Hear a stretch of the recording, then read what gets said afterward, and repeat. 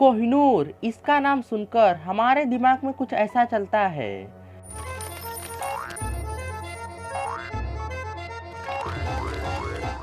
लेकिन अगर आपको इसका रहस्य मालूम चलेगा तो आप कुछ ऐसा कहेंगे। भाई मारो मुझे, मारो मारो मुझे, मारो मारो। नहीं ये मजाक हो रहा है, एक सेकंड यार, मजाक। अब चलिए इसके रहस्य को जानते हैं। कोहिनूर एक ऐसा शब्द है जिसे नादिर शाह ने पहली बार कोहिनूर डायमंड देखने के बाद उनके मुंह से निकला था और तभी से इस बेहद कीमती और खूबसूरत हीरे का नाम पड़ा कोहिनूर। कोहिनूर डायमंड का मतलब होता है रोशनी का पहाड़। पर क्या सच में कोहिनूर डायमंड एक रोशनी का पहाड़ था? ऑफ कोर्स देखने में तो यह हीरा एक रोशनी का पहाड़ ही था, लेकिन इसके रहस्य से यह हीरा अपने नाम से बिल्कुल ऑपोजिट यानी कि अंधेरे का पहाड़ था। आखिर कोहिनूर हीरे में ऐसी कौन सी नेगेटिविटी थी कि इसे पाने वाले लोग पूरी तरह से बर्बाद हो जाते थे, उनका जीवन अंधेरे में चला जाता था। रोशनी के पहाड़ कहे जाने वाले यह कोहिनूर डायमंड कैसे कुछ लोगों की बीमारी, नाश और अंधेरे का कारण बना? ऐसा क्या होता था कि लोग इसके लिए लड़ पड़ते थे? आखिर ये चमकीला पत्थर अपने अंदर ऐसा कौन सा रहस्य छुपाकर बैठा है कि लोग इसके नेगेटिव पावर को जानने के बाद भी इसको पाने की चाह रखते थे? आज के इस वीडियो में हम जानेंगे journey and mystery of Kohinoor diamond. Kohinoor diamond के सफर की शुरुआत करने से पहले जान लेते हैं कि इस बेहद कीमती हीरे की कीमत कितनी थी। बेहद कीमती होने के बावजूद भी यह बात हैरान करने वाली है कि अपने इतिहास में कोहिनूर डायमंड एकलौता ऐसा हीरा है जो आज तक कभी नहीं बिका। यह हीरा या तो एक राजा से दूसरे राजा को इनाम में मिला या इसको छीन लिया गया। इसी तरह इस हीरे की कभी भी कीमत नहीं लगाई जा सकी। लेकिन कोहिनूर हीरे की कीमत का अंदाजा इस बात से लगाया जा सकता है कि आज से करीब 60 साल पहले एक पिंक हीरा 46 मिलियन डॉलर, अगर हम इसे इंडियन रुपी में कन्वर्ट करें तो यह करीब 3 अरब में बिका था, जबकि वह हीरा सिर्फ 24 कैरेट का ही था। लेकिन कोहिनूर 105 कैरेट का है। इस हिसाब से इस वक्त कोहिनूर की कीमत 150 करोड़ रुपए है। और इस हिसाब से अगर कोहिनूर का आकार कट नहीं गया होता तो इसकी कीमत कई हजार करोड़ होती, क्योंकि कोहिनूर का सही मास 793 कैरेट था। माना जाता है कि सन 1100 में गोलकुंडा, जो आज आंध्र प्रदेश के नाम से जाना जाता है, वहाँ पर खुदाई में काम करते वक्त वहाँ के मजदूरों को एक बेहद चमकीला और बेहद सुंदर हीरा मिला। इस हीरे की चमक बाकी अन्य हीरे से कई ज्यादा थी। उस वक्त इस हीरे का आकार एक छोटी गेंद जितना बड़ा था। किसी को नहीं पता था कि यह चमकीला हीरा आगे चलकर एक इतिहास और अभिशाप बनने वाला है।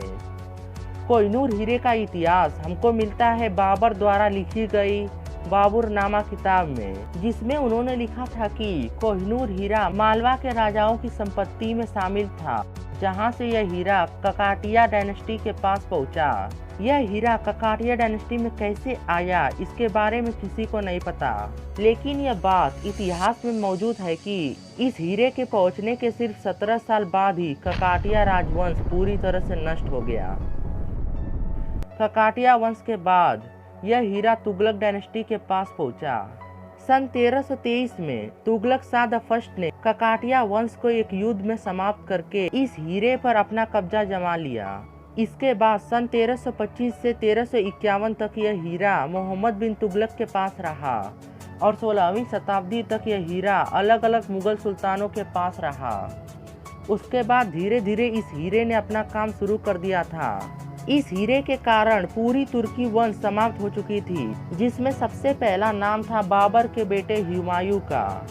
इस हीरे ने हुमायूं का पूरा जीवन तहस नहस कर दिया था, लेकिन अभी भी इस हीरे की लालच खत्म नहीं हुई थी। इस हीरे को शाहजहां ने अपने मयूर सिंहासन में जुड़वा दिया। इसके बाद शाहजहां के उल्टे दिन शुरू हो गए। शाहजहां को उसके बेटे ने ही कैद कर लिया। इस तरह कोहिनूर का तांडव शुरू हो चुका था। कोहिनूर हीरे की लालच में भारत के कई सारे राजवंश पूरी तरह से नष्ट हो चुके थे।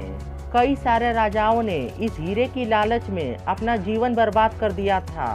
अभी तक सिर्फ भारत में ही तबाही मची हुई थी, लेकिन अब वह समय भी दूर नहीं था कि जब यह हीरा भारत के बाहर भी मौत का तांडव शुरू करने वाला था। शाहजहां के पुत्र औरंगजेब ने कोहिनूर हीरे की लालच में अपने पिता की हत्या कर दी, जिसके बाद वह खुद ही मुगल राज्य का सम्राट बन गया। लेकिन उसको नहीं पता था कि उसकी ओर तबाही आगे बढ़ रही थी। सन 1739 में पर्सिया लुटेरा नादर शाह भारत आया और मुगल सुल्तान पर आक्रमण कर दिया। इस तरह नादर शाह ने मुगल साम्राज्य को समाप्त कर दिया और अपने साथ वह मयूर सिंहासन के साथ वह हीरा भी ले गया, जिसका नाम उसने कोहिनूर रखा। इस तरह नादर शाह कोहिनूर को अपने साथ पर्सिया ले गया। उसके बाद कोहिनूर पाने के 8 साल बाद ही सन 1847 में नादर शाह के अपने लोगों ने ही उसकी बेरहमी से हत्या कर दी गई। नादर शाह की हत्या के बाद इसके वंशज कोहिनूर हीरा लेकर अफगानिस्तान भाग गए। इस तरह यह हीरा अफगानिस्तान के राजा अहमद शाह अब्दाली के पास पहुंचा। लेकिन इस हीरे को पाने के बाद अहमद शाह दुरानी की भी मौत हो गई।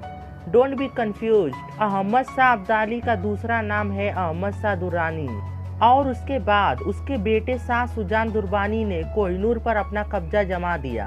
लेकिन इसके बाद शाह सुजा दुरानी कश्मीर में कैद हो गया और महाराजा रणजीत सिंह ने उसको आजाद करवाया, जिसकी बदौलत वह हीरा उसने महाराणा रणजीत सिंह को दे दिया। इस तरह यह हीरा लाहौर के महाराजा रणजीत सिंह के पास पहुंचा। उस समय लाहौर हिंदुस्तान का हिस्सा हुआ करता था। इस तरह घूमते घूमते कोहिनूर हीरा वापस से हिंदुस्तान में आ पहुंचा। लेकिन अभी भी कहानी खत्म नहीं हुई है मेरे दोस्त। कोहिनूर हीरे को हड़पने के चक्कर में अंग्रेजों ने लाहौर पर आक्रमण कर दिया। इस युद्ध में भारत बहुत ही आसानी से जीत सकता था, लेकिन अंग्रेजों और सिखों के बीच चल रहे इस युद्ध के दौरान सेनापति का मोर्चा संभालने वाला सेनापति लाल सिंह ने विश्वासघात किया और मोर्चा छोड़कर लाहौर से भाग गया, जिसकी वजह से सिख सेना को ब्रिटिश सेना से हार का स्वाद चखना पड़ा। सन 1839 में महाराजा रणजीत सिंह की मृत्यु हो गई, जिसके बाद कोहिनूर हीरा रणजीत सिंह के बेटे दिलीप सिंह के पास पहुंचा।